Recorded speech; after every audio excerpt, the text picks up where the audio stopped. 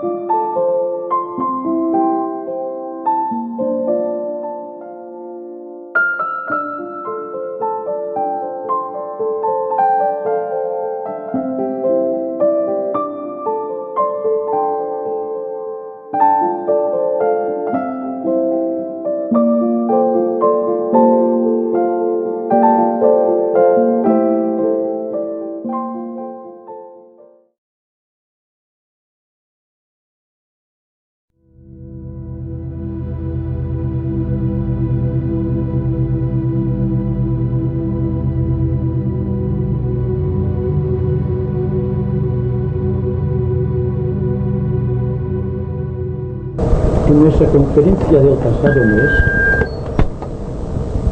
tomamos la temática que versaba sobre la introducción a la vida oculta. Muchos de ustedes se preguntarán qué quiero significar con vida oculta. Bien, el día que la persona pueda ver, pueda percibir,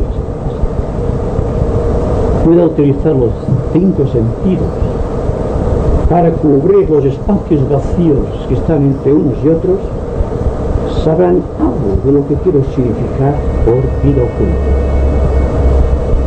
Pero lo más importante de nuestras consideraciones del pasado mes fue la diferencia que existe entre el espacio y el éter. Aparentemente espacio y éter tienen el mismo significado. Esencialmente es así. Pero entiendo por éter el espacio dinamizado por un centro creador. Por ejemplo, hoy no tenemos dibujante, tendré que hacer los dibujos yo mismo, conforme voy progresando la temática. Si tenemos en cuenta que estas figuras del espacio, si circunscribimos el espacio dentro de un círculo, por ejemplo, partiendo de un centro creador, la porción de círculo dinamizado por la voluntad creadora de esta entidad psicológica que podemos llamar logos cósmico, logos solar, logos planetario o ser humano, es el éter. Entonces, espacio igual a totalidad, el cosmos absoluto. Éter es el espacio contenido en el radio de acción de cualquier entidad creadora. Esto fue en síntesis lo que se puede entender por las palabras espacio y tiempo dentro de un sentido lo más científico que está a mi alcance. Hablamos también de la estructuración de la conciencia. Hicimos la comparación de la conciencia con su crecimiento es similar al crecimiento de una planta. La planta progresa desde las raíces hasta la floración, hasta los frutos, si es que los hay. Y el individuo progresa, hablando psicológicamente hablando, desde el centro ajna al centro coronario, estableciendo una línea de luz que llamamos antakarana, que es el precursor de la intuición, entendiendo por intuición la comunicación que puede establecer el hombre con el cosmos absoluto a partir del centro coronario, que es la sede del poder creador. Dijimos también que para obtener la visión del mundo oculto se precisa desarrollar o despertar ciertos sentidos de carácter etérico o psíquico para establecer contacto con aquello que no es perceptible a los 5 sentidos físicos, diciendo que a cada sentido ordinario, los que conocemos, vista, oído, olfato, gusto y tacto, existen en todas las dimensiones del espacio que pueda conquistar el ser humano, estableciendo así lo que se ha dado en llamar esotéricamente la personalidad psíquica, la personalidad capaz de establecer contacto con los mundos ocultos a través del desarrollo de los 5 sentidos corporales, pero elevados a su enésima potencia. Bien, anuncié que hoy hablaríamos o iniciaríamos una serie de contactos con el mundo que nos rodea ocultamente, bajo el tema de la geometría esotérica. Naturalmente que hablar de geometría esotérica es referirse exclusivamente al valor simbólico que tiene cada figura geométrica, con lo cual las figuras geométricas conocidas y las que quedan por conocer constituyen todo esto que hemos dado en llamar éter. No hay ninguna figura en el espacio de la clase o naturaleza que sea cual sea su dimensión, que no tenga en su base el éter, porque el éter es la base creadora o sustancial del universo. Pero al desarrollar la idea de un espacio geométrico en forma esotérica, hay que establecer de inmediato 2 corrientes psicológicas de conocimiento que podríamos denominar: una, la filosofía de la vida, la filosofía del ser interno, y otra, la filosofía de la forma, que trata singularmente con geometría pura. La geometría del espacio, como ustedes saben, es lo más simple que pueda estudiarse dentro del campo del intelecto, dentro del campo de la concreción. Se parte de un punto X, el punto es la base de la creación.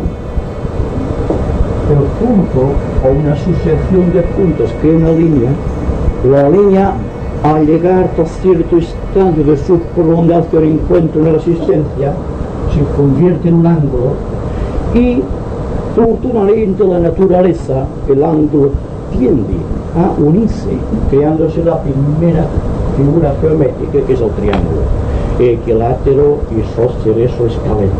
Esto siempre desde el punto de vista de la geometría del espacio.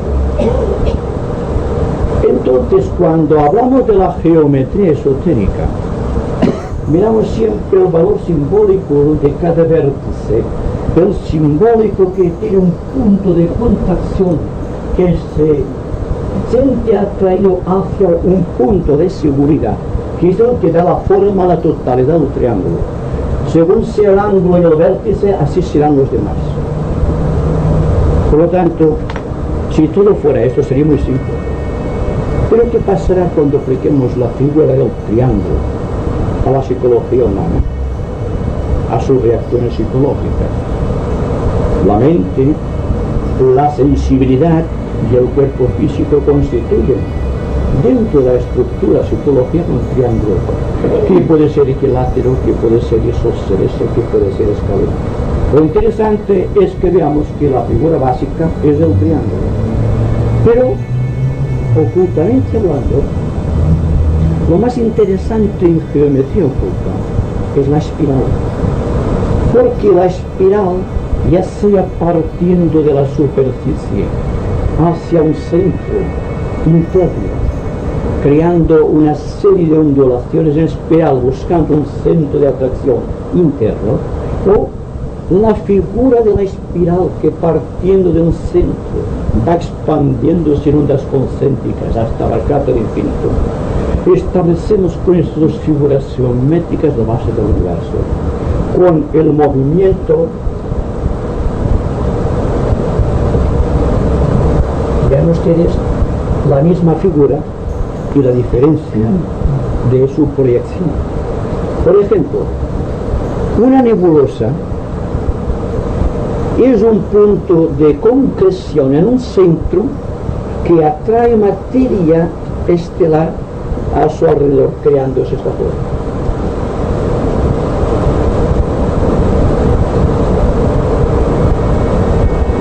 Este punto es la base de la creación, es la base de la gravedad, ya sea la gravedad de un astro superior, un sol o de una constelación de las más elevadas, o la gravedad de cualquier peso de la naturaleza, o la gravedad de cualquier persona hacia su centro interior, creando el egoísmo. La de la fuerza centrípeta de la naturaleza arranca siempre de visiones externas que van oscilando, pero fatalmente caen bajo la acción del yo.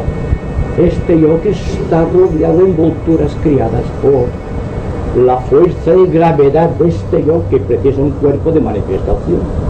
Y todo en la naturaleza sigue la misma ley. La misma ley que se sigue para un universo con la forma de la nebulosa, hasta crear un núcleo central que después generará otro movimiento de la misma figura, pero con una dirección, con una derivación diferente, como puede ser, por ejemplo, la que no parte de la superficie hasta el centro, creando la ley de gravedad, sino la otra que parte del centro, se expande hacia la naturaleza, hacia el universo, creando la ley de expansión cíclica.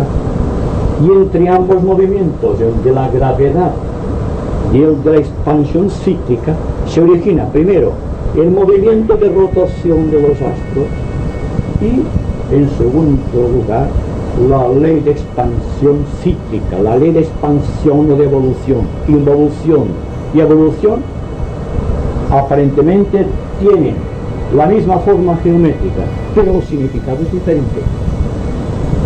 En la fuerza de gravedad en una nebulosa, cuando constituye un punto de atención solar y atrayendo del espacio el éter que es capaz de dinamizar y lo centraliza aquí, creando un universo, y la fuerza de expansión, porque cuando se ha llegado a un límite de gravedad surge automáticamente una fuerza expansiva que lo lanza hacia el cosmos. La ley de rotación y la ley de traslación se pueden aplicar igualmente al ser humano, porque ¿de qué nos serviría la geometría esotérica si no pudiera aplicarse a nuestras reacciones más inmediatas? Hay una diferencia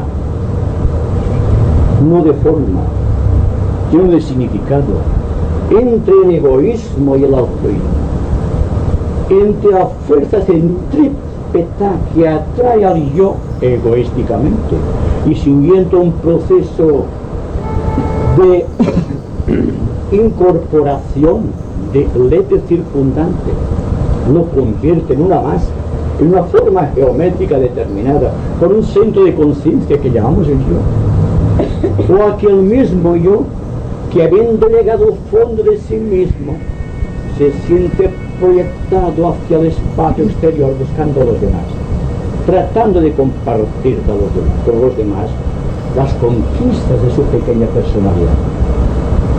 Y entonces surge el altruismo.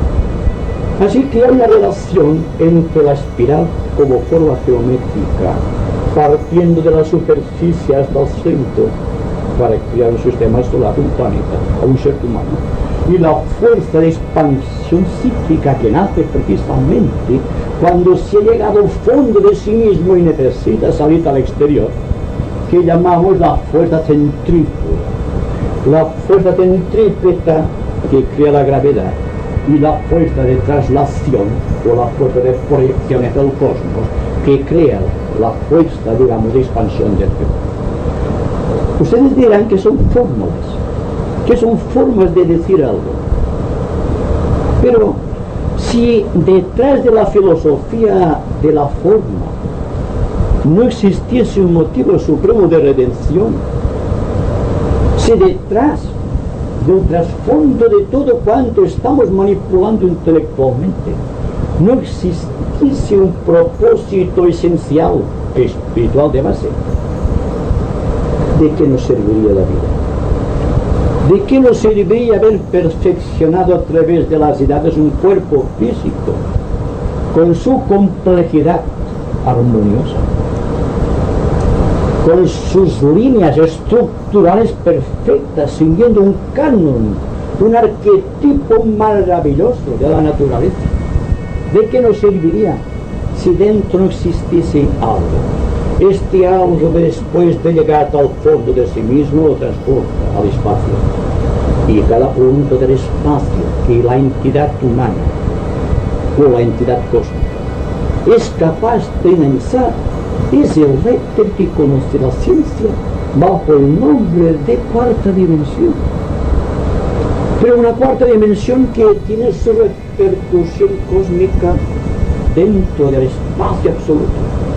Lo que es válido para un pequeño elemento químico es válido también para una galaxia. Las leyes son las mismas. Existe una diferenciación de peso, de dimensión, de medida. La extensión del tiempo será más larga y la profundidad dentro del espacio más profundo. Pero en realidad será la misma ley ordenadora de estos dos principios basados en la gravitación universal y en la ley de la expansión cíclica. Otra cosa que hay que considerar cuando nos referimos al universo o cuando nos referimos a una galaxia, a una constelación cualquiera, es que todo el universo desde el ángulo geométrico oculto es una ilusión de perspectiva. Tal como es nuestro universo, es como nos lo figuramos que es, situados en el centro planetario de la Tierra. Contemplamos el universo de una manera porque no tenemos otra perspectiva. Pero seguramente que desde la constelación de Acuario o de la constelación de Tauro, cualquier observador de alguna de sus estrellas mirando nuestro universo ve que esta forma es completamente distinta. Y ustedes, solamente contemplándome a mí desde distintos ángulos de visión, verán que la figura es cambiada. Unas personas me verán de frente y otras de perfil, y otras, según cómo estén situadas, me verán en la proyección dorsal. Pero, ¿qué interesa esto? Interesa fundamentalmente que nos demos cuenta de que todo conocimiento humano, incluidas las leyes científicas de gravedad y las leyes de la gravitación exterior o la fuerza de expansión cíclica, están sujetas a esta variación, a esta distorsión de los sentidos cuando se contempla el universo. De ahí que la ciencia, para ser completa, y para ser completa la filosofía, el arte, la propia historia, se precisa de la visión desde dentro, desde el centro mismo, pero dejando aparte el sentido de gravedad, lo cual indicará que desde este centro la proyección, la percepción, mira en todas las direcciones sin posible distorsión, porque está dentro del propio ser, porque está dentro de aquello que carece de perspectiva. Porque si hay algo o alguien en la naturaleza que no tenga perspectiva del ser humano, cuando después de llegar al centro de sí mismo se siente lanzado o proyectado al exterior, y nada es esta ley de evolución, o si ustedes prefieren, de realización o de perfección o de liberación. Este es el punto básico de nuestra comprensión, en el que se basa todo cuanto vemos, todo cuanto percibimos por nuestros sentidos, por un falso sentido de perspectiva. La perspectiva falsea la visión. Y cuando hay equivocaciones en el orden psicológico, y naturalmente hablamos del orden científico, del orden religioso, del orden educacional, es porque hay distorsión de los sentidos, porque la persona ve las cosas desde afuera y desde arriba, cuando deben mirarse desde dentro y hacia afuera, que es cuando existe la perfecta percepción de las cosas que nos rodean. Así que hablar de geometría es hablar de astrología esotérica, es hablar de psicología esotérica, porque puede concebirse una idea sin concebir automáticamente una forma geométrica, o puede concebirse una forma geométrica sin pensar automáticamente en el responsable de aquella forma geométrica. Si nos ha enseñado a través del tiempo que existe esta Trinidad que hemos señalado antes, en forma de vida, en forma de cualidad y en forma de apariencia, o en forma de espíritu, como decía Pablo de Tarso, en forma de alma y en forma de cuerpo. Pero al hablar en un sentido geométrico, debemos partir de la base de que existe un sonido precursor del universo, y aquí habrá mucho que hablar con esta palabra al llegar al centro. Una voz que surge, el aum, y la incorporación automática por parte de los grandes geómetras del espacio de la cantidad necesaria de materia, de sustancia etérica que en su condensación están creando el universo que conocemos. Pero este sonido, que al rasgar los éteres del espacio se convierte en un color para culminar en una forma geométrica, es el mismo proceso que sigue el Señor del universo, si ustedes aceptan esta idea.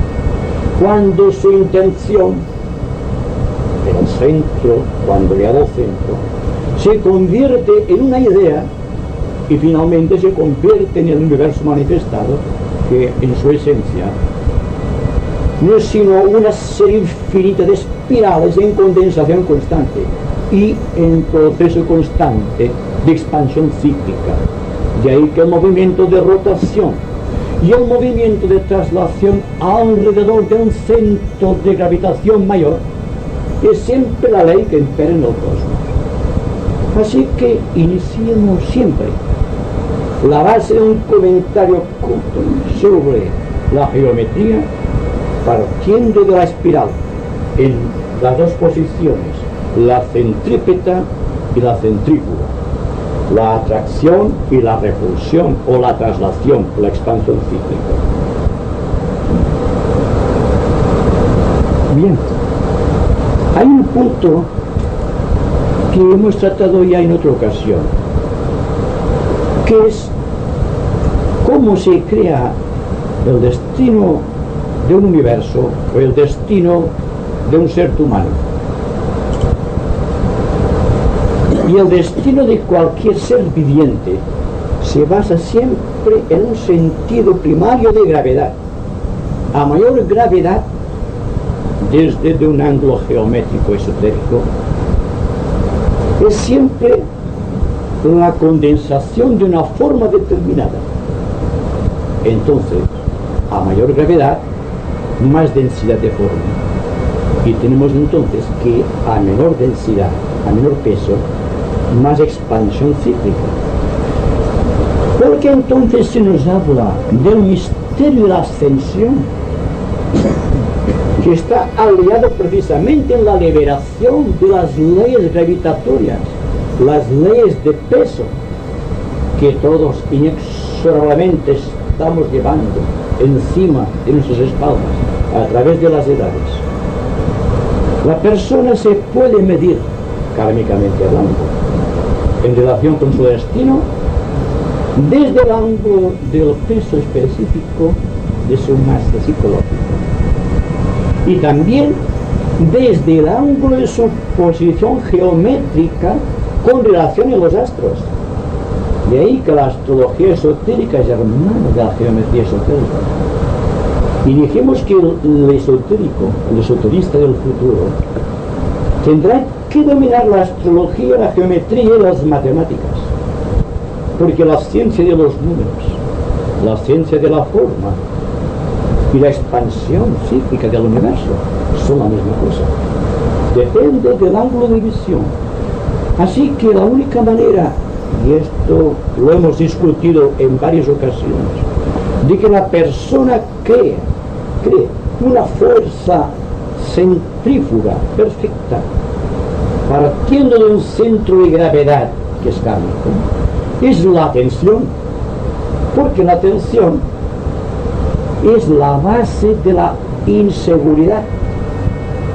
Siendo la inseguridad aquel punto X situado entre dos gravitaciones, pero que al anularse una gravitación por la otra, crea un espacio vacío, incomprensible, en el cual el ser, según se nos dice, pierde por completo su gravedad, pero tampoco tiene la fuerza de ascensión suficiente para pasar a otro estadio gravitatorio mayor.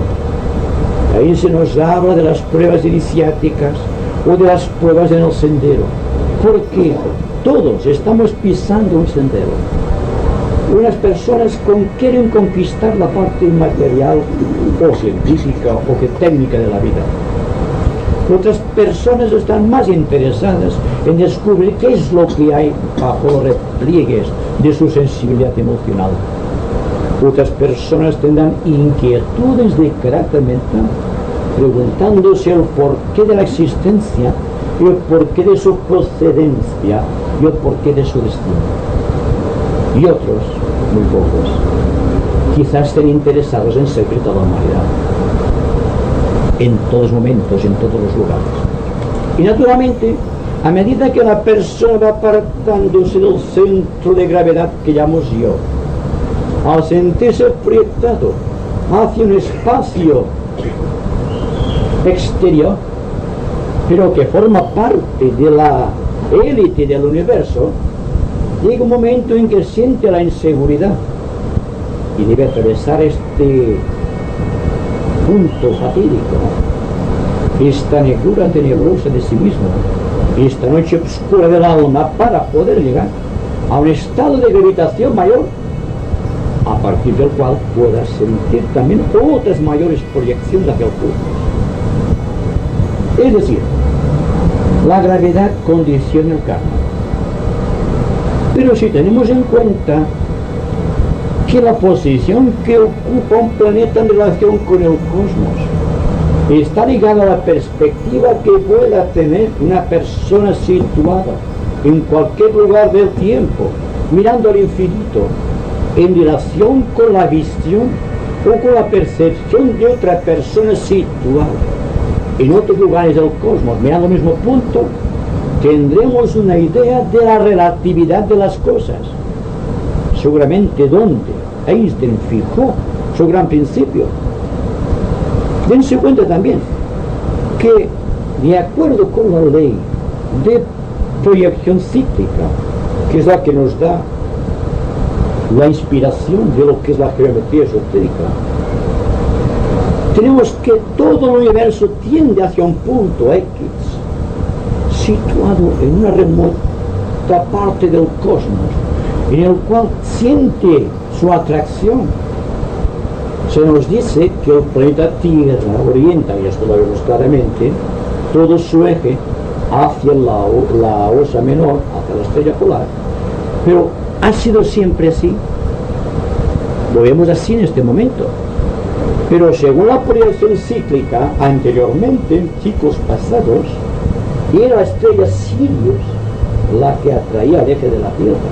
¿Y cuál será la proyección de nuestro eje planetario dentro de 1 millón de años? Y sin embargo, visto el proceso geométrico, desde cualquier lugar del cosmos, separado muchos millones de años luz, no pasa nada, no se ve nada.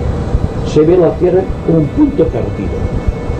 Nosotros tenemos un concepto del tiempo, un concepto del espacio, pero a menos que el concepto tiempo y el concepto espacio no se reconcilien a través de un punto de unión entre ambos, que podemos llamar luz,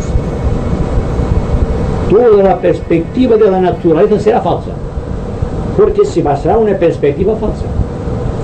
Porque, aunque no lo queramos, estamos condicionados por el tiempo, estamos condicionados por nuestra posición en la sociedad, que es una posición geométrica en relación con la sociedad, que es otra forma geométrica, la cual está en relación también con la forma geométrica de la Tierra, la cual está en posición geométrica con el cosmos. Y según sea la posición de los planetas del universo, las constelaciones o las galaxias sobre el planeta, el karma del planeta será uno o será otro. Entonces, cuanto más tengamos visión desde dentro, mejor veremos las derivaciones de la perspectiva. Veremos que al prolongarse los rayos de luz al infinito, no se curvan, no adoptan posiciones extrañas, sino que siempre está afirmado en un centro de seguridad invariable, que es el espíritu del hombre. Y todo cuanto estamos diciendo aquí, en definitiva, es tratar de acercarnos a este punto, pero de una manera creadora, perdiendo gravedad. Aparentemente tenemos que ir hacia aquí, pero realmente el yo y el yo son idénticos, es el mismo punto. Si no queremos el asunto desde otro ángulo de perspectiva, porque si vemos esta figura y esta es la misma figura, son la misma figura, ¿verdad? Pero la derivación es diferente, porque es un efecto de perspectiva.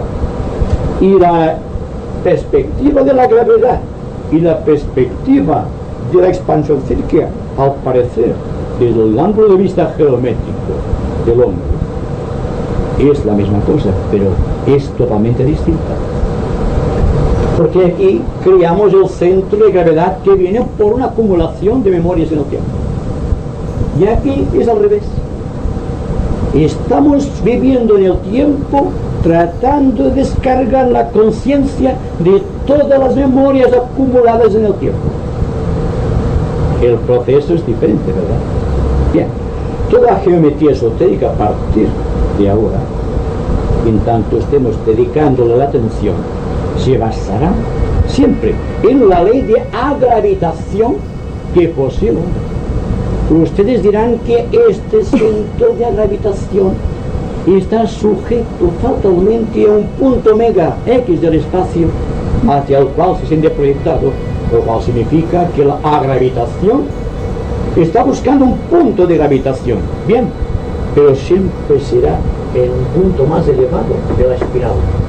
La evolución es esto: a partir de un punto X, ir dando estas vueltas hasta abarcar el infinito. Y cuando hablamos de perfección, cuando el hombre se crea una meta y dice, llegado aquí, la perfección para el hombre puede ser esta meta. Dice, estoy aquí, se dará cuenta que viene el impulso generacional del propio espíritu creador, enlazado con las leyes universales, que no le permitirá quedar estacionado en el tiempo. Se dará cuenta de que aquí no es la perfección, que la perfección como meta no existe. Existe un movimiento ¿hacia dónde? Hacia el universo, hacia la consumación de todo lo que existe, hacia el cosmos absoluto, pero siempre desde el ángulo de vista de que estamos persuadidos de que nuestro yo se puede propagar en el tiempo, siguiendo idénticas leyes que las que sigue el Señor del universo. Y cuando nos referimos a Dios, en el concepto que sea, no podemos pasar de la idea de esta entidad psicológica que gobierna nuestro sistema planetario. No pasemos de allí, porque perderemos la razón y el entendimiento y quedaremos aniquilados por la grandiosidad de aquello que está más allá de las medidas del entendimiento humano.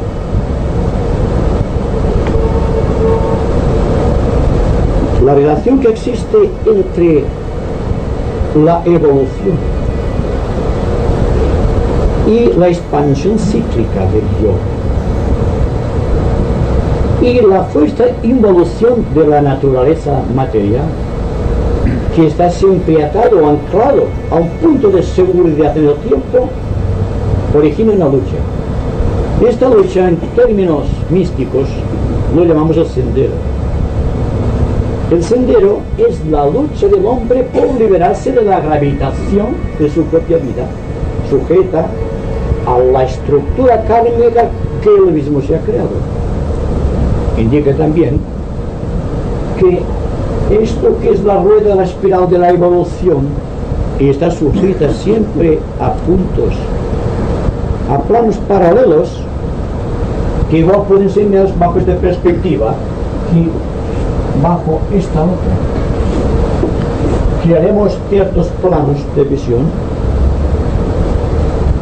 Esta figura ya la han visto, ¿verdad? Es decir,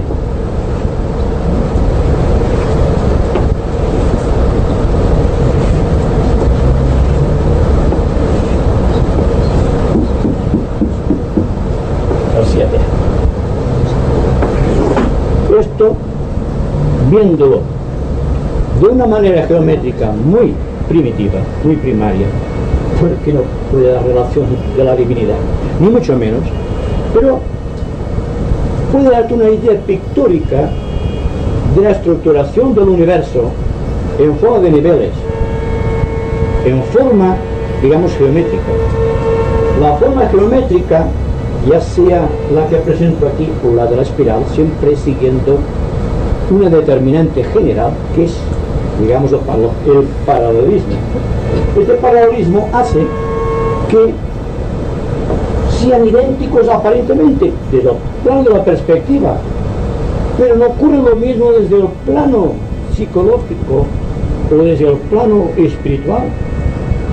Desde el ángulo de vista del esoterista, que dice el plano más denso, el de más extrema gravedad, es el plano físico, es aquel que sustenta todo el árbol de la creación, es el punto de sustanciación máximo a que ha llegado el ser humano, a que ha llegado el universo. Bien, pero existen otros puntos paralelos que constituyen en su interacción la base creadora de la expansión cíclica o la evolución. En un primer principio, cuando la fuente de vida descendía hasta aquí, por el proceso que vimos de substanciación o de gravitación, creó el plano físico. Al ascender, siempre al ascender se pierde peso, o se pierde peso, y entonces se asciende. Se crea el plano emocional, el plano de la sensibilidad, y el plano de las emociones, y luego viene el plano mental, y luego ustedes saben que existe históricamente el plano búdico, el átmico, el alopadáctico, o el plano monádico, y luego el plano de la divinidad, el plano árico. Bien, estos son el sistema con el cual se trata de investigar los mundos paralelos que rodean todo toda esta especie de armonía general que es el universo. Entonces todo el proceso desde el ser humano es cómo penetrar, cómo ascender. La ascensión es una ley de la naturaleza. Según se nos dice, venimos proyectados desde el reino mineral, desde lo más hondo de la naturaleza, y que por el proceso de expansión cíclica el hombre fue evolucionando hasta adquirir emoción o sensibilidad, hasta adquirir una mente razonadora, hasta adquirir la unidad, la síntesis de ciertos estados de conciencia, hasta llegar finalmente a un estado que llamamos de liberación. Pero cuando hablamos de estos planos paralelos, tenemos que contar siempre con figuras geométricas. Y hay una figura geométrica que es excelente, porque es la figura mítica, la figura simbólica por excelencia del Santo Grial. El Santo Grial es una forma geométrica. Pero ¿por qué es una forma geométrica con repercusiones en el sentido psicológico? Precisamente porque se adopta la forma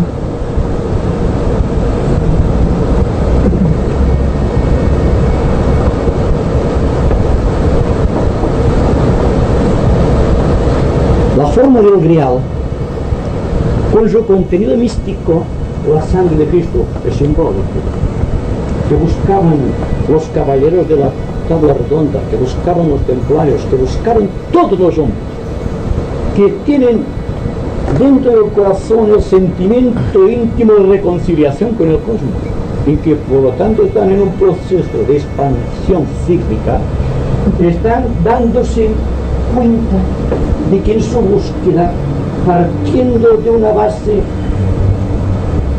y a través de la base al soporte y del soporte a la copa mística, están estableciendo lo que técnicamente hemos dicho que es un Entacarana. Es el puente de luz que va de lo más hondo de la materia hacia la mente más elevada. Pero ¿cuál es el símbolo místico, la figura geométrica que surge en el cuarto plano paralelo de la naturaleza, o que llamamos el plano único? Es la figura de unidad del círculo.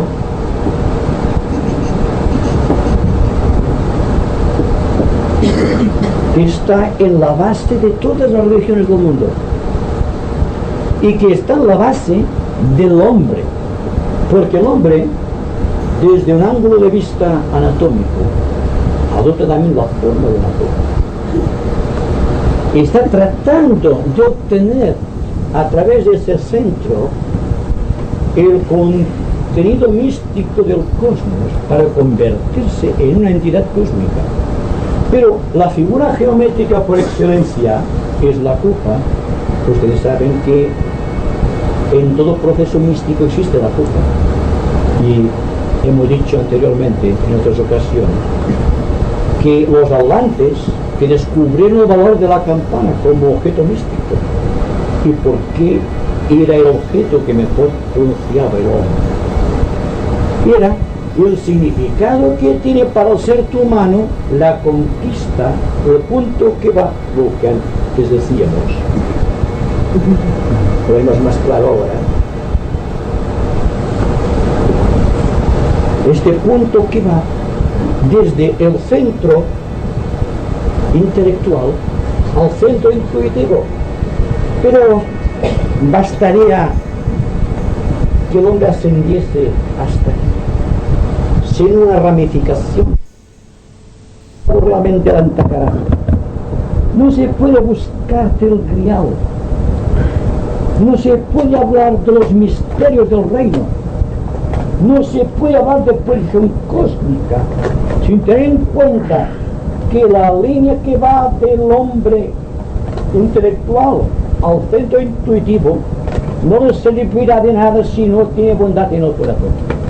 Y ahí que todo el sistema de ecuaciones geométricas, numéricas, matemáticas, como sea, si falla el sentido de bondad, no tiene importancia. Además, esotéricamente sabemos que nuestro universo está creado bajo el impulso de un rayo de amor, el segundo rayo. Hemos discutido en anteriores ocasiones sobre la virtualidad de los 7 rayos de nuestro universo, buscando la genealogía del propio cosmos y tratando de ir descendiendo hacia nosotros, abarcando cada vez más amplias zonas de luz. Y hemos llegado a un punto en que nos damos cuenta de que realmente estamos avanzando por terrenos no trillados, por senderos no hallados por pies alguno, excepto los nuestros. Y eso es bueno. Entonces es cuando la perspectiva interior ya no puede fallar, porque estás más allá y por encima de todos los conocimientos externos y de todos los comentarios. Dominas el conocimiento desde arriba y desde dentro, y no desde abajo y hacia afuera. Por lo tanto, te has liberado de la perspectiva, que es la causa del cambio. Y cuando hablamos de la situación de los astros en relación con el planeta, y siempre se hace bajo formas geométricas, como el triángulo, el cuadrado o las 3 puntas, o, dicho de otra manera, en forma de cuadraturas, de trígonos o sextiles.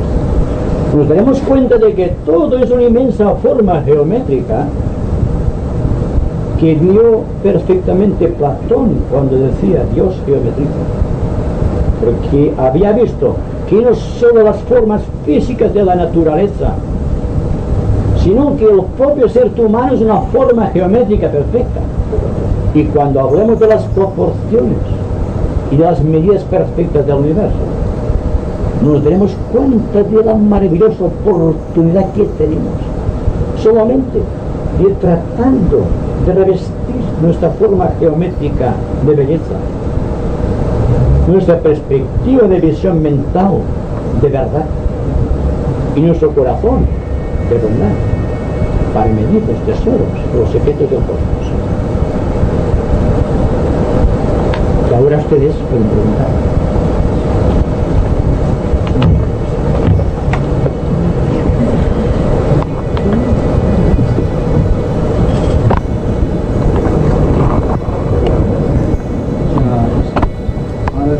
Sobre esta parte que estamos explicando ahora, en el compartimento de la escucha, había meditado yo anteriormente y durante la conversación.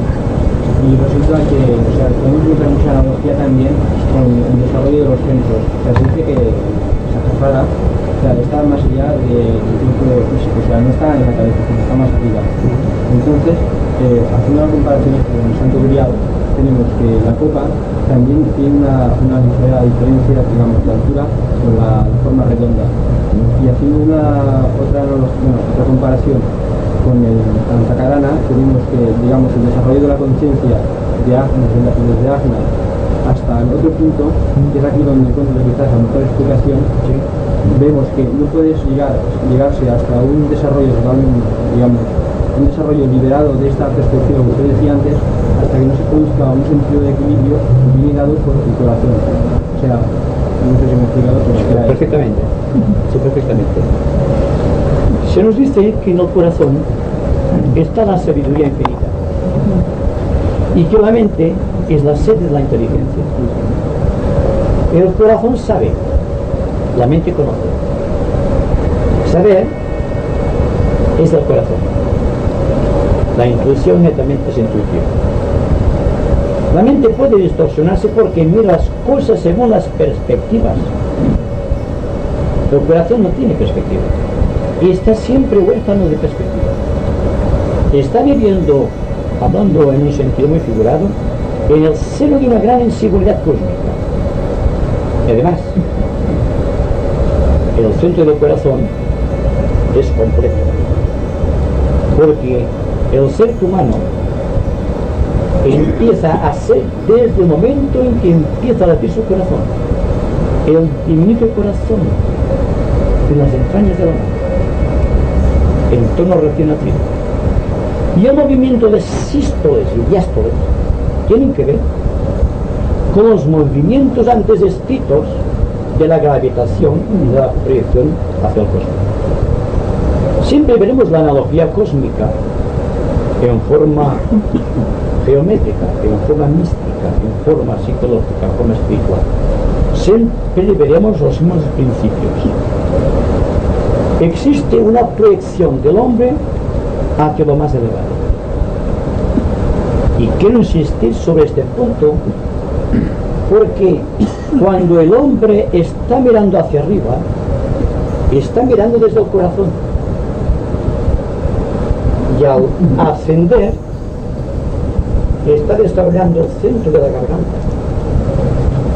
Al ascender del corazón, porque la mente lo ha despertado, o lo ha conquistado, o se da cuenta de que tiene un corazón. Se puede ser muy inteligente y carecer de bondad. Es el caso de otras personas malintencionadas que Dios las perdona. Pero siendo el corazón la base del yoga verdadero, que nada tiene que ver con el Raja Yoga, que con Hatha Yoga, que con el Bhakti Yoga, que está más allá. Y muchas personas confunden el Bhakti Yoga con el yoga del corazón. No tiene nada que ver el Bhakti Yoga con el corazón. Porque el Bhakti Yoga es el centro del pecho solar que va ascendiendo hacia el corazón, pero no está en el corazón. En tanto que el yoga de síntesis, el yoga del corazón, es porque parte del corazón buscando su proyección celeste. Y al ascender las radiaciones, ya estamos con las espirales. Estamos desarrollando la mente y estamos desarrollando la parte superior. Y eso es válido no solo para nosotros como seres humanos, sino por el propio Señor del universo.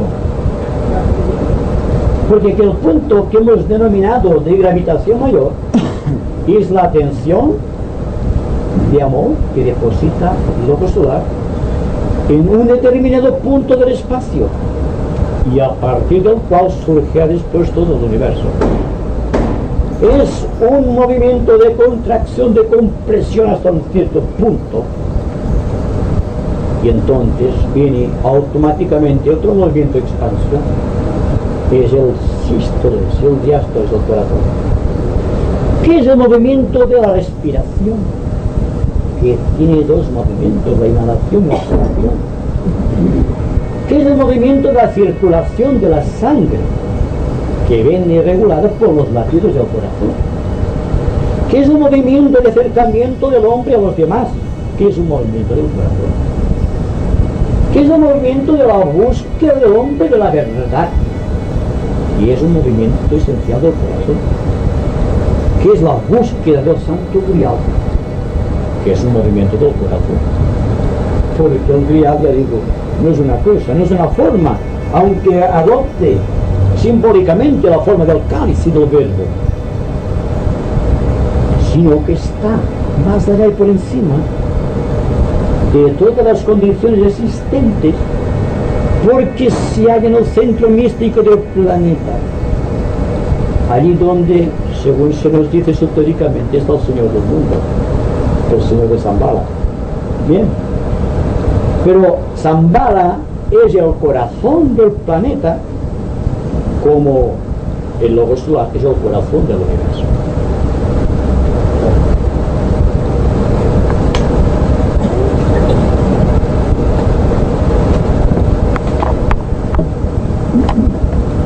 Cuando la proyección del rayo de luz no se va directo, entonces la fuerza de los planetas entonces varía.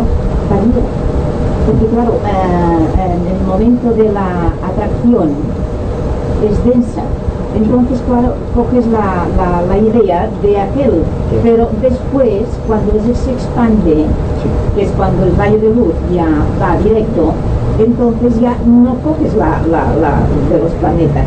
O sea, ¿verdad? Eso sí que no conforme.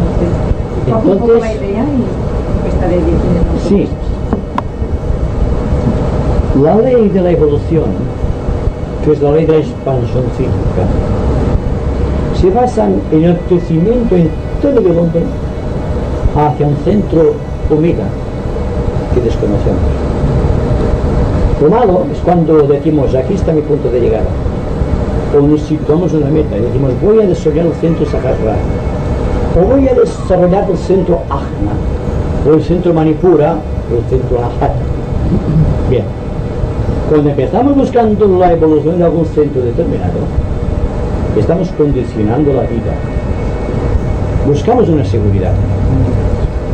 Y desde el ángulo geométrico perfecto no existe un punto de llegada, sino una proyección cósmica constante, como la espiral de la evolución. Si el universo llegase a culminar, sería imperfecto constantemente. ¿Por qué es perfecto una cosa? Porque está evolucionando, está en un proceso de mística transformación. Y este proceso de transformación mística es la que se está operando en nuestro corazón cuando buscamos un aspecto superior. Pero buscamos algo que desconocemos, pero sabemos que está. El misterio de la fe se basta. Una fe que no es razonada ni dogmática.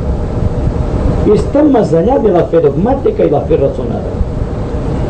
Porque la fe dogmática cae en un exceso por falta de voluntad, por falta de inteligencia.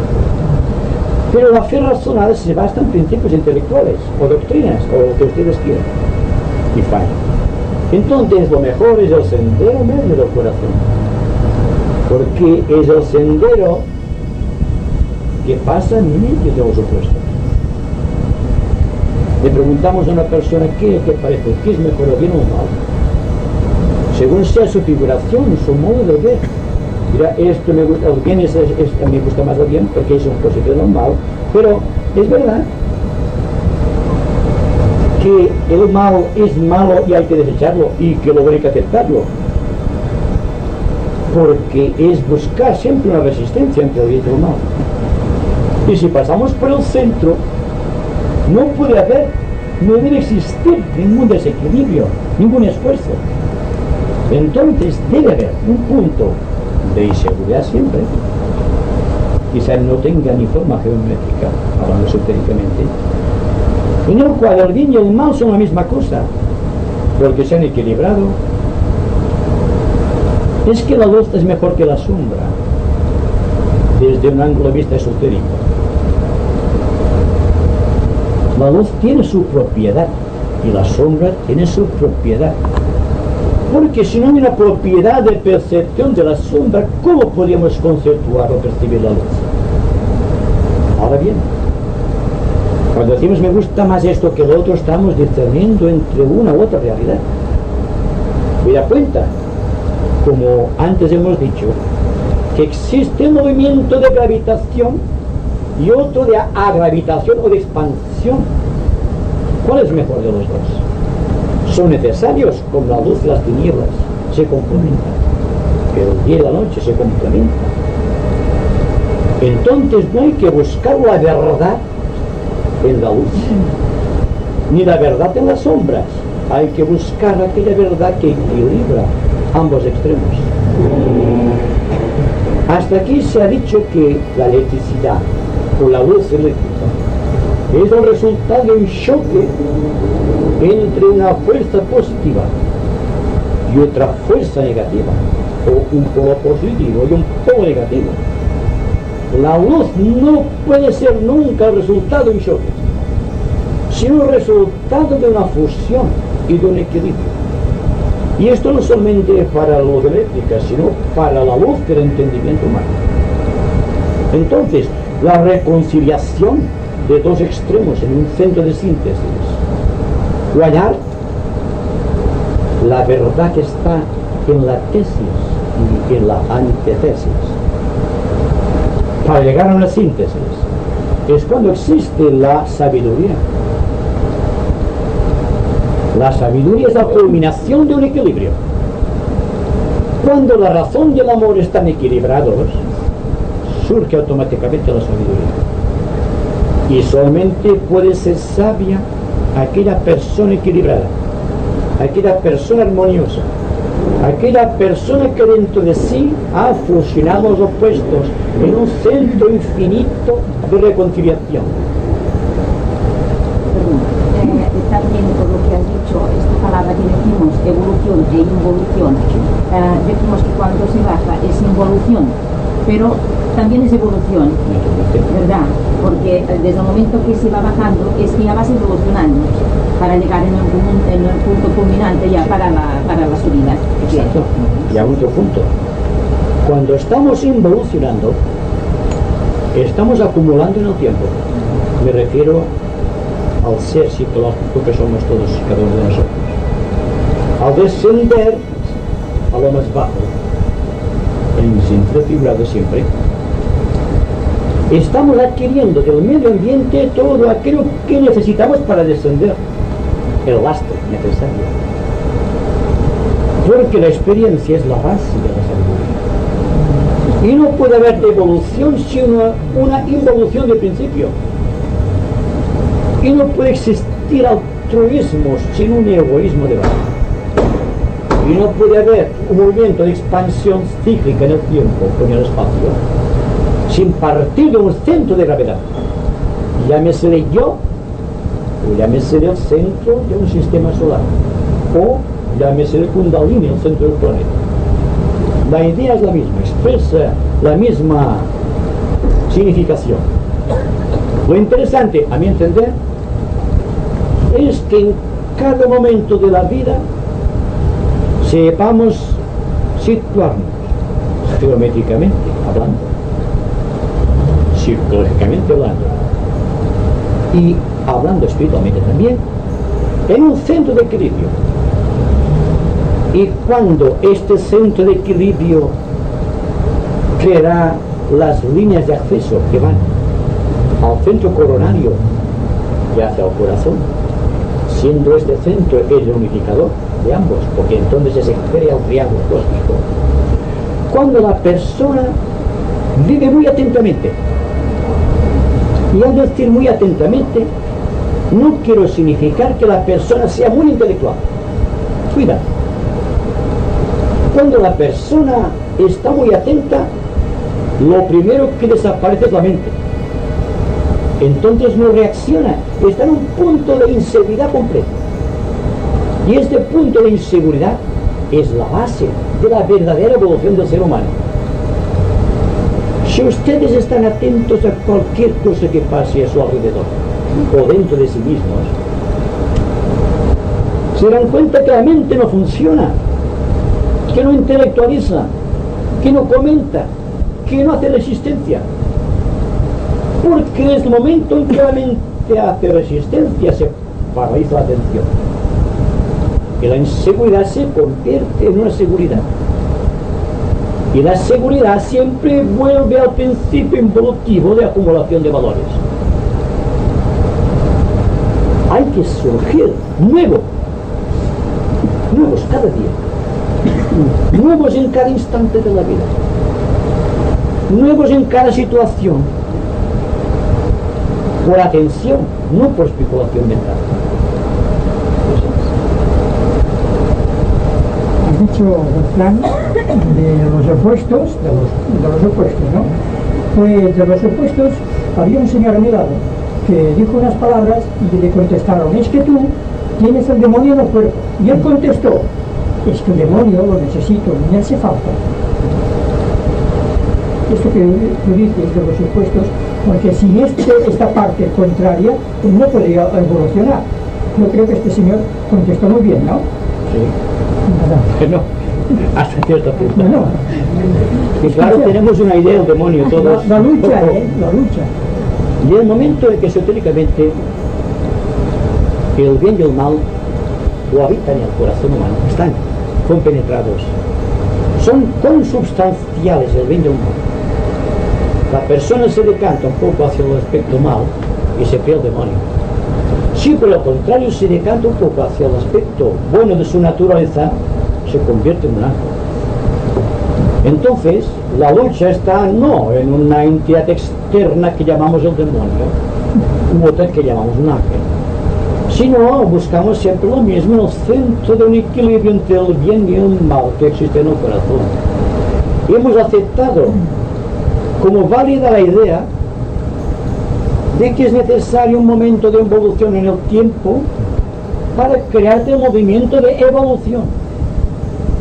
Ahora, no caigamos en el error, una vez hayamos comprendido que la búsqueda de la realidad es hacia arriba y hacia adentro, de caer en la tentación, y sí que es una verdadera tentación del demonio, de volver a acumular valores en el tiempo. De ahí que la persona más espiritual es la persona más simple, más sencilla, quiero decir. Hay una sencillez, la sencillez del hombre primitivo, que no tiene mucho intelecto porque no tiene muchas cosas donde escoger. Pero hay una sencillez inefable en el hombre superior. Porque este hombre superior no quiere demasiadas cosas porque ya no las necesita. Ha aligerado tanto su alijo a través del tiempo que está cayendo fatalmente en un momento psicológico de inseguridad. Y este movimiento de inseguridad es la fuerza expansiva que lleva a las montañas de la ascensión, donde no hay gravedad posible, donde el hombre se ha convertido en un Dios que está por encima del demonio y del ángel, o del bien y del mal. Y naturalmente, al hablar de Dios, no me refiero a una figura tradicional, me refiero al Dios interno que está en todos y cada uno de nosotros, que es el que tiene que decidir por sí mismo las reglas exactas de la vida, que tiene que contemplar la naturaleza con una nueva visión, que tiene que ver las cosas en su justa perspectiva, que tiene que crear con rayos de luz la unificación del espacio y del tiempo en su corazón.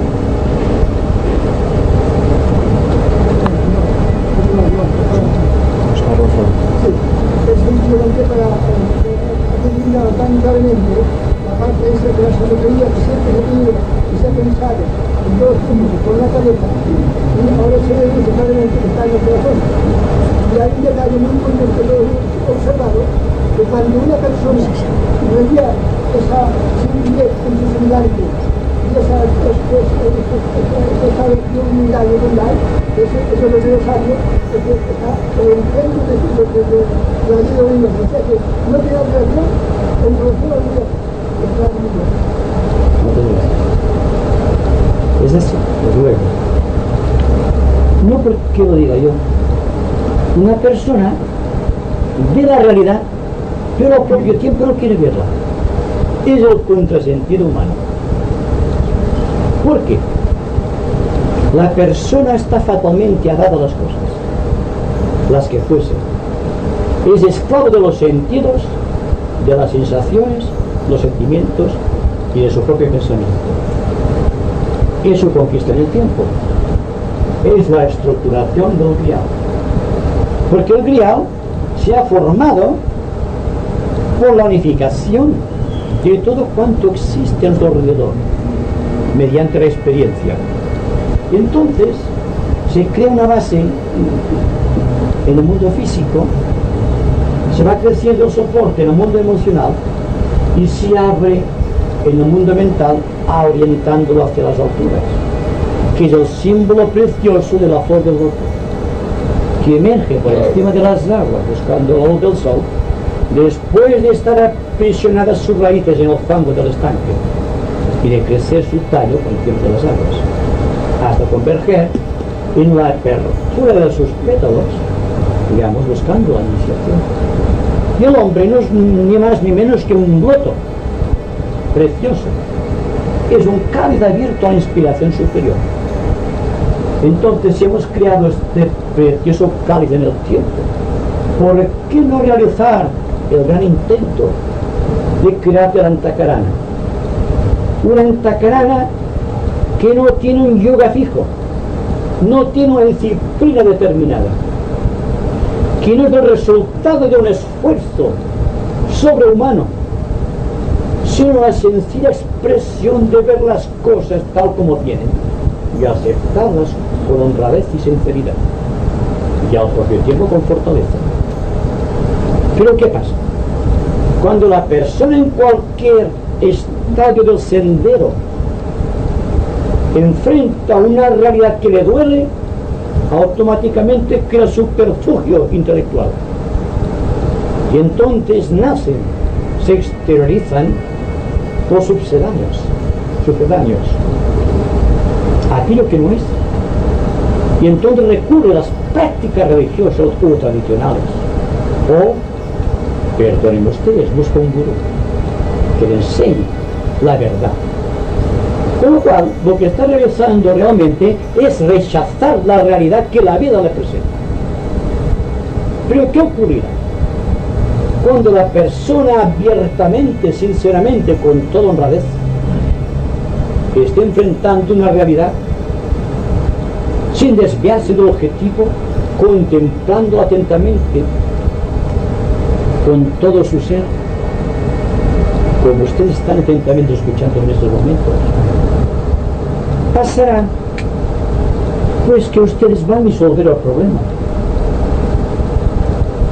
Y aparentemente una cosa tan sencilla es lo que más cuesta en un mundo tecnificado, materializado, que da más valor al confort y a la seguridad que a la inseguridad que necesita la mente para llegar a Dios. Y todos pecamos lo mismo mal. Todos adolecemos de los mismos principios. Y la ética, la moral, Dios. Y todo cuanto conocemos en sentido religioso como la fraternidad es falso. Porque no hemos enfrentado nuestra propia realidad. Porque estamos constantemente reviviendo todos los problemas psicológicos. Porque cuando sufrimos, y sufrimos intensamente, al contemplar intensamente el sufrimiento, tiene que haber un punto de resolución. No es el guía espiritual o el médico físico el que puede solucionar un problema psicológico de tal trascendencia. Tendrá que ser otro estímulo supremo. Y esto que ya parece tan sencillo como la sencillez de la mente es lo que más cuesta. Porque tienes que dejarlo todo. Tienes que volver a nacer. Tienes que ser nuevo cada momento del día y de la noche.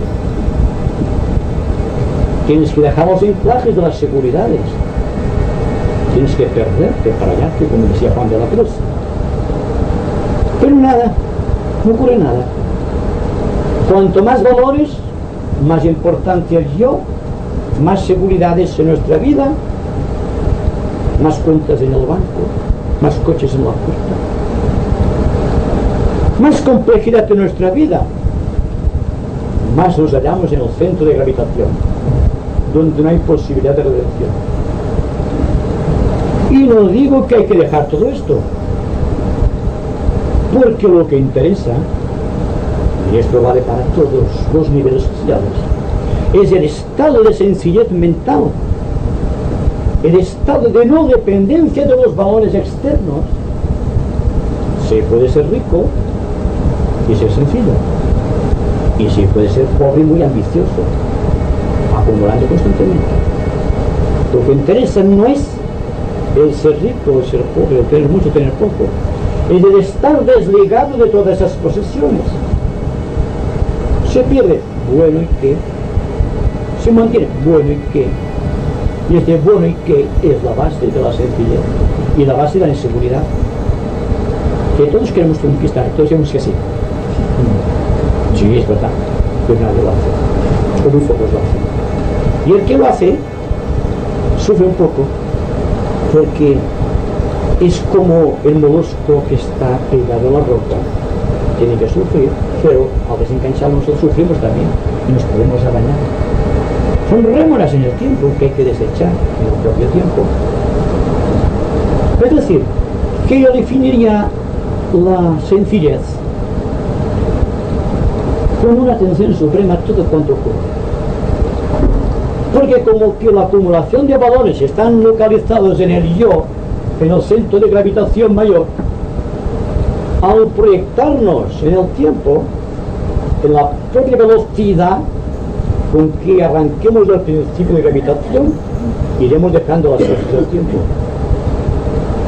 Resumiendo, es un estado de conciencia de ser, no de realizar. No se trata de dejar las cosas, se trata de que las cosas nos dejen a nosotros. Y eso solo es posible cuando la persona vive impersonalmente y es feliz, porque en su corazón está más allá de la lucha entre el bien y el mal. Está por encima del par de puestos.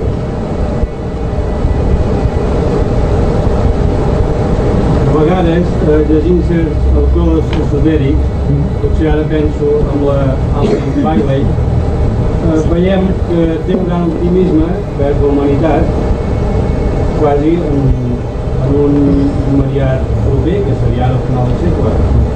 Aleshores, si tenim en compte la cursa d'armament i Estamperoja, si tenim en compte la gran quantitat de gent que no ha solucionat el problema de la fam, si tenim en compte el perill d'un conflicte atòmic, el perill nuclear, etc., sembla que no hi ha massa motius per aquest optimisme que aquest autor i d'altres demostren o li donen la conclusió de la humanitat. Aleshores jo pregunto, potser aquest anàlisi diferent quan el resultat d'aquesta anàlisi veus aquest gran optimisme i per part meva i d'altres companys que sembla que no hi ha motiu per tant optimisme és a una diferent perspectiva, o sigui que aquests autors han assolit una perspectiva enorme dels seus grans coneixements criteris que no hem assolit nosaltres i aleshores podem parlar des d'aquesta gran perspectiva. Sí, correctamente. Pues démonos cuenta también, ya que hablamos de los opuestos, que el pesimismo y el optimismo son los opuestos. Es una cuestión. La cuestión es una necesidad humana que todos compartimos.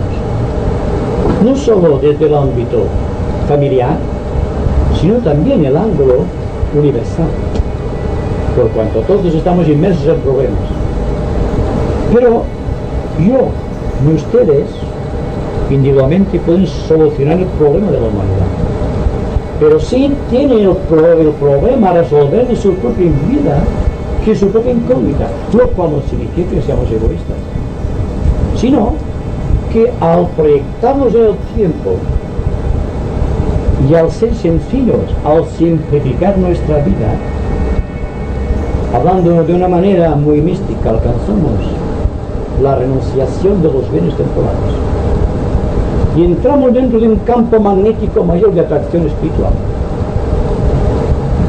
No hay que preocuparse, porque el hombre perfecto, si alcanza la perfección, es una bendición para el ambiente. El hombre perfecto tiene una perspectiva tan amplia que no ve las pequeñas cosas. Es como si dentro del cuerpo hay un pequeño átomo que reacciona de una manera distinta.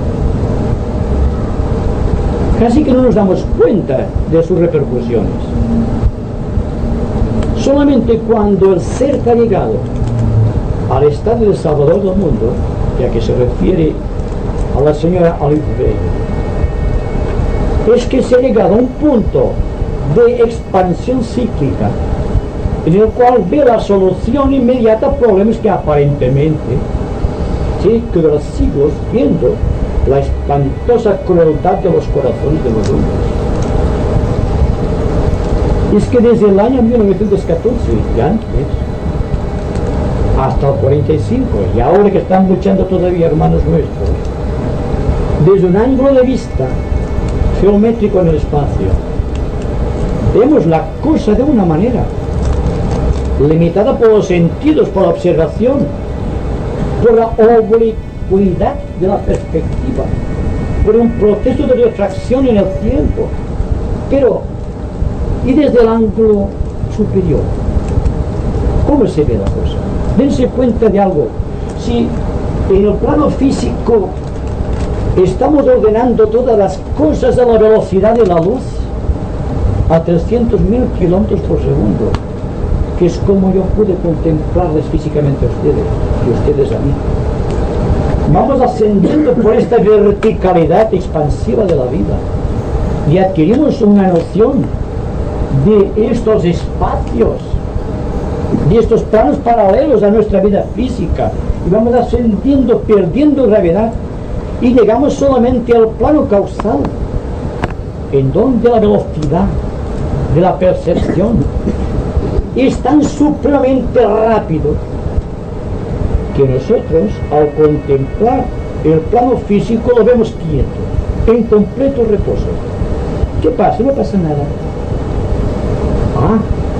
Pero aquellas personas que están sujetas al yugo de los sentidos, que están luchando con su karma, con su destino, o que están en ambientes familiares donde no se sienten socialmente integrados, o reaccionan contra todo cuanto ocurre La perspectiva del mundo debe ser inexorablemente adversa. Y comprendo la posición. Pero aquí venimos a solucionar el problema del ser humano. Porque la humanidad en su conjunto es una suma de seres humanos,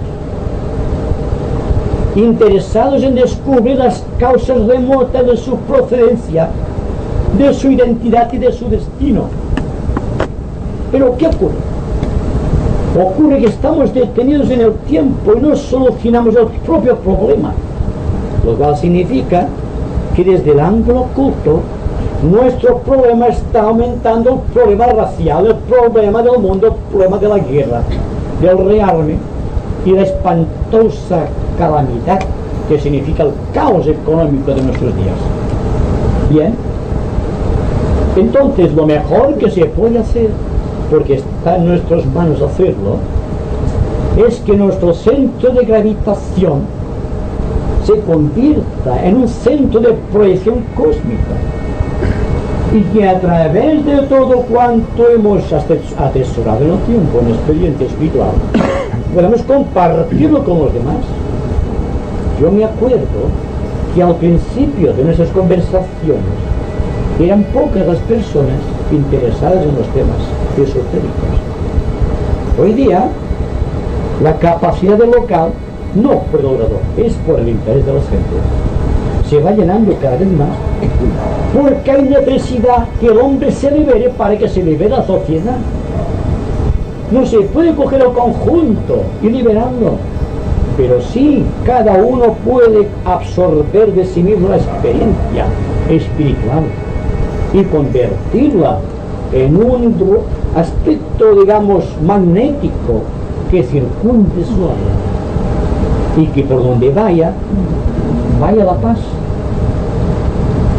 y que sea un punto de equilibrio dentro de la vorágine de todas las pasiones extrovertidas y de las pasiones desatadas y del afán de lucro de las personas, porque estamos hablando en términos de personalidad humana, en términos de síntesis, porque la síntesis no está en la sociedad, está en el individuo, y a menos que el individuo no alcance esta síntesis, no habrá progreso en social, no habrá una igualdad de oportunidades en las personas, habrá fronteras y más fronteras,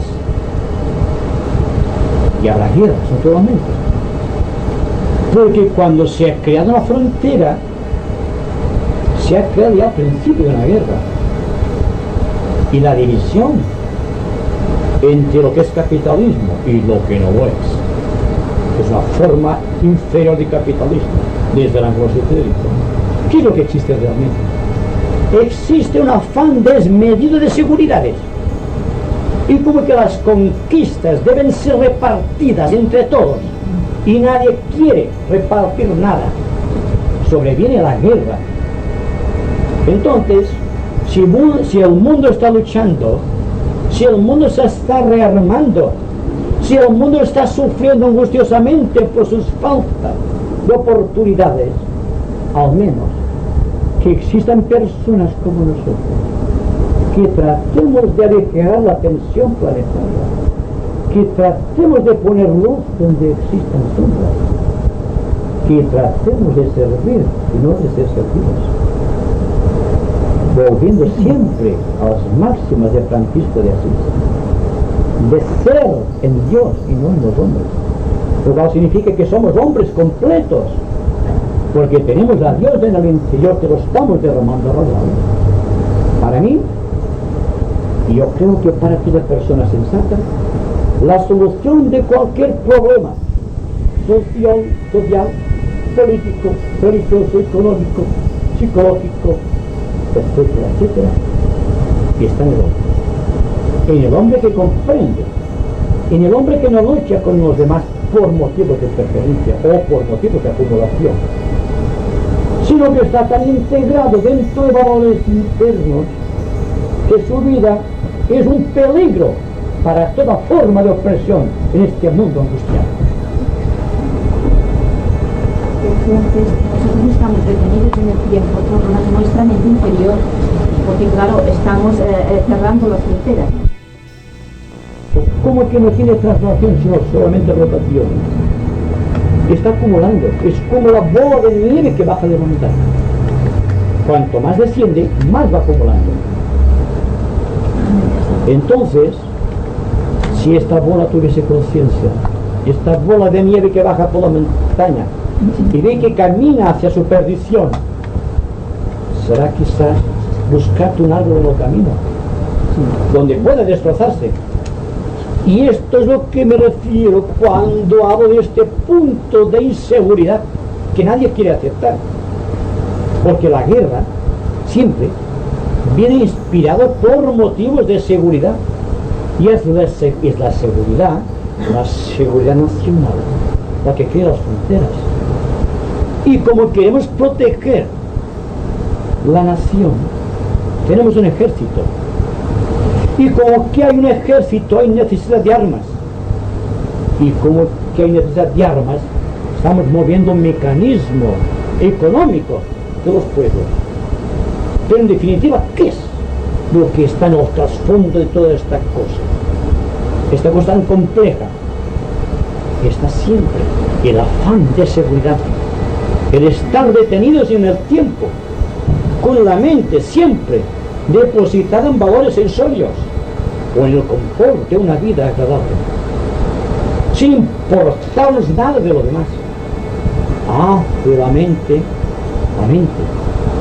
viene y especula sobre las necesidades del mundo, y entonces empieza la discusión sobre qué pasa en el mundo, sobre la guerra real, y si todas esas cosas, sobre que no hay oportunidades, sobre que hay peligro de bomba atómica, que mantienen en suspenso el miedo y el terror en las gentes, sin darse cuenta de que todo está fomentado por nosotros mismos, y que solo nosotros mismos podremos detener la carrera de armamentos. Cuando detengamos la carrera de la agresividad en el propio corazón. ¿Lo hacemos esto? Seamos sinceros, no lo hacemos, ¿verdad? Somos competitivos, somos crueles, somos malvados, ni nos amamos, y lo sabemos todo. Estamos especulando sobre el amor, pero el corazón está sin amor. Entonces, ¿qué queremos? ¿Qué mundo queremos fabricar? Dentro del corazón, dentro del angustiado corazón, solamente podemos dar lo que tenemos, y lo que tenemos es guerra y destrucción y muerte.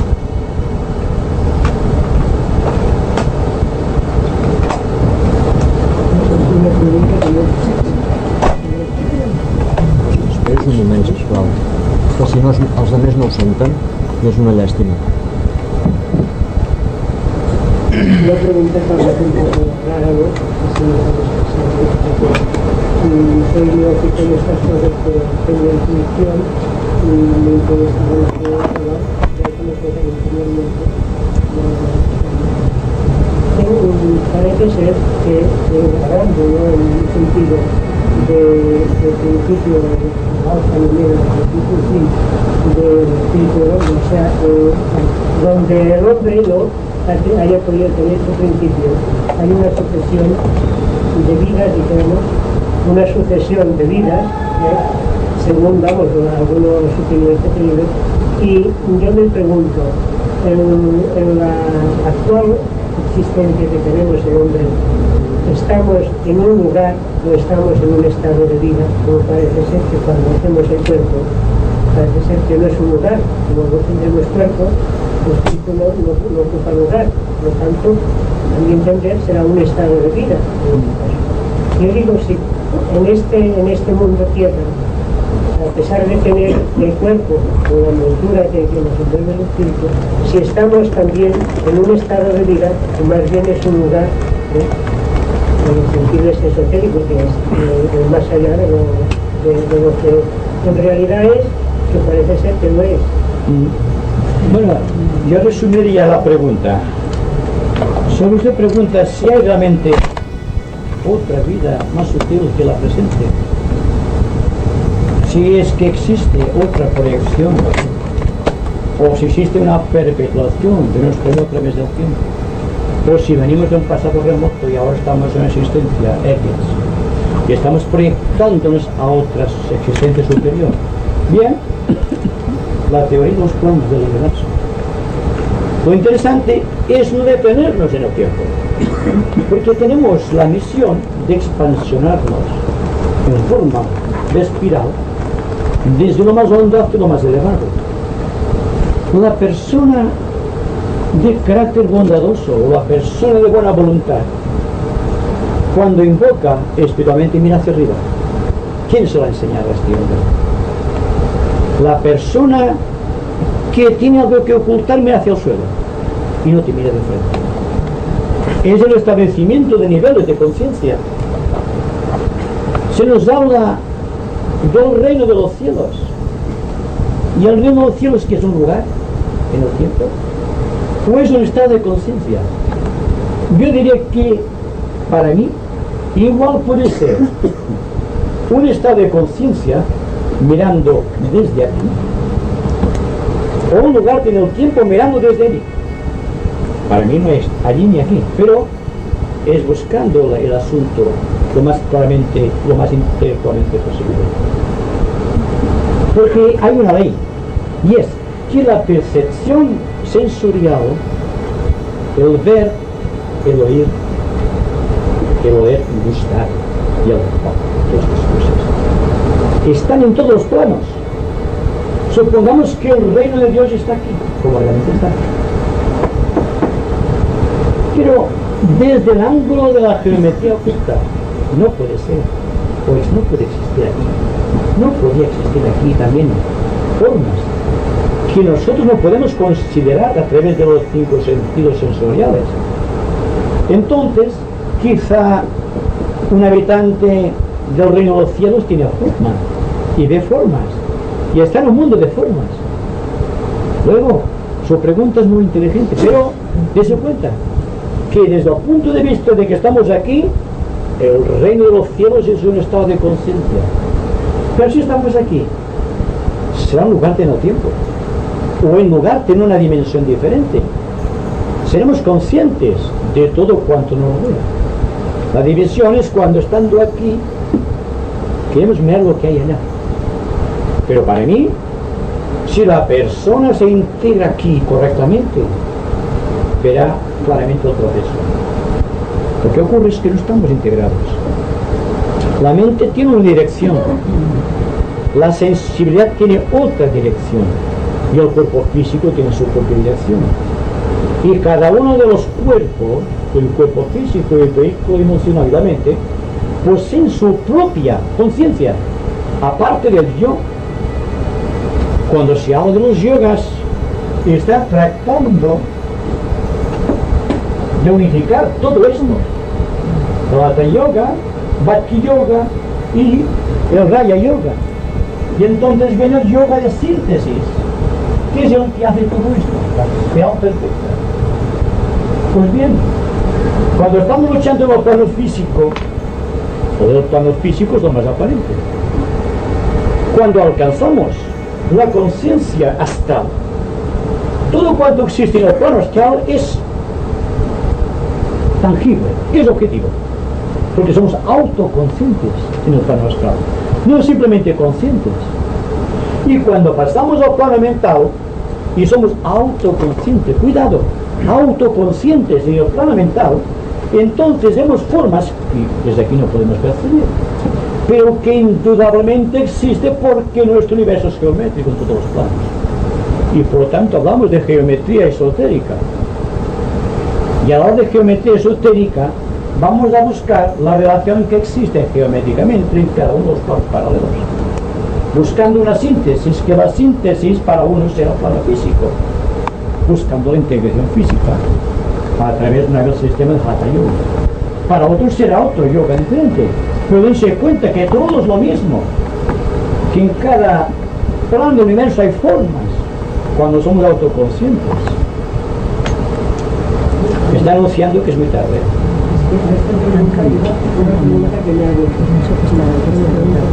Sí. estamos en un lugar, este lugar que estamos en la Tierra puede ser como, dijéramos, como un laboratorio en el cual estamos, o sea, nos estamos desarrollando, digamos, sin ser nosotros los que trabajamos, sino el medio ambiente nos está desarrollando a formar una superioridad de ser que pueda ir más arriba o más o retroceder más abajo de eso. Sí, correcta, la idea es correcta. Sí, estamos evolucionando en el tiempo. Naturalmente todo cuanto forma parte del tiempo nos ayuda en este experimento creador. Pero puede a unos ayudar y a otros, o sea, que unos pueden evolucionar, a ir más arriba y más. Ya depende del grado de sinceridad de la persona. Hay personas situadas en el mismo nivel social, con las mismas, digamos, oportunidades y no evolucionan tanto. Entonces, antes hemos hablado de una filosofía de la vida y de una filosofía de la forma. Hay personas que tienen la vista anclada en la forma y otros en el espíritu. Entonces, los que no están paralizados en el tiempo avanzan más rápidamente. Lógico. Depende del materialista o de la. Exacto. Vamos un poco de silencio para que están muy cansados, ya lo estoy viendo.